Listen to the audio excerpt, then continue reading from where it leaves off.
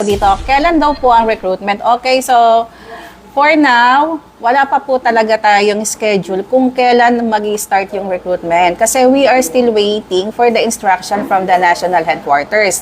Ang ginagawa po namin dito ngayon, kaya nandito kami ni Sergeant Ruiz, is that gusto naming bigyan ng guidance yung ating mga prospective applicants kung anong mga paghahanda ang kailangan nilang gawin, particularly dun sa mga first stages ng recruitment processing natin na parating. So, maliwanag yun ha, wala pa po tayong recruitment na ina-announce as of now. Nandito kami para lang po magbigay ng guidance sa ating mga would-be applicants. Kasi marami pong nagtatanong, hindi ko po kayo masagot ng lahatan sa ating messenger. Ganon din po si Sergeant Ruiz, hindi niya masagot na kayo lahat dahil thousands of questions na po ang nandoon. Pero sa abot ng aking makakaya, sinasagot ko naman pailan-ilan, yung carry ko lang. Habang waiting tayo, mag-prepare na kayo. Kasi yung mga, lalo na sa agility, lalo na sa BMI, kailangan may paghahanda. Hindi pwedeng basta na lang kayo sasabak for application tapos walang paghahanda. So ngayon pa lang, bigyan namin kayo ng guidance for that. Next question. Okay, good morning po. 26.5 po ba ang limit ng BMI? It is the maximum, yes. Hanggang 26.5. Pag lumampas ng 26.5, considered as failed po yun. So, yan yung isa sa mga gusto natin na ma-address ngayon pa lang.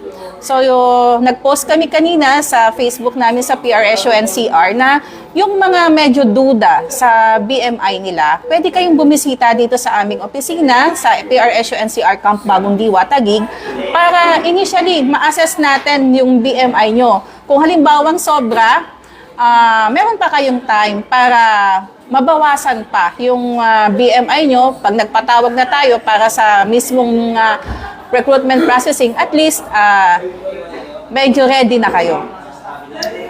Okay, question.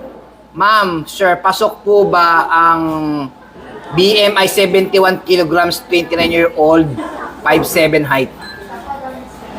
We have to assess kasi yung machine lang po ang makakapagsabi kung pasok yung height at saka weight mo. Pwede mo naman yung ma-compute, may mga online applications. Pero iba pa rin na ma-test mo talaga siya using our machine. Ano po ba ang normal BMI, ma'am, sir? Ang normal BMI is between 18.5 to 26.5. Okay. Paano po kung walang PSA ang father, TY, sana masagot?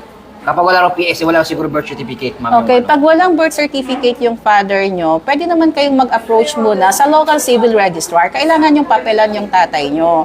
So, from local civil registrar, ipo-forward yan, endorse yan sa PSA para magkaroon siya ng birth records. Ma'am, kung sakaling syempre nagsimula ng aplikante, application. So, kung meron siyang proseso, pinoprocess na yung, pinaprocess na yung PSA ni father, pwede bang gamitin yung processing documents na pinaprocess na para makapag-apply siya ng PNP? Kung ano lang muna yung available na documents, pero make sure na before tayo bago kayo mag-oath-taking, dapat ma-plansya nyo or ma-submit nyo yung mga required documentations. Paano kung hindi ma'am nagawa yung ganun, ma'am?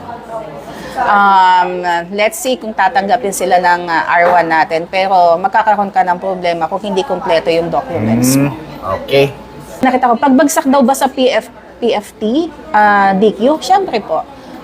Sa physical agility test, one event fail tayo. Ibig sabihin, kung bumagsak ka sa isang stage ng halimbawa, sit-up, push-up, and 3-kilometer run, pag bumagsak ka sa isa, failed na yon. Hindi na siya makakapag-pursue, no? Hindi na. Hindi na siya Next next recruitment cycle na. Kaya kailangan talaga, napakahaba ng time, ma'am, di ba? Napakahaba ng time po para i-prepare yung sarili sa BMI, sa agility. Kaya dapat, pumasok po yung recruitment natin, dapat, syempre, prepare na prepare po kayo.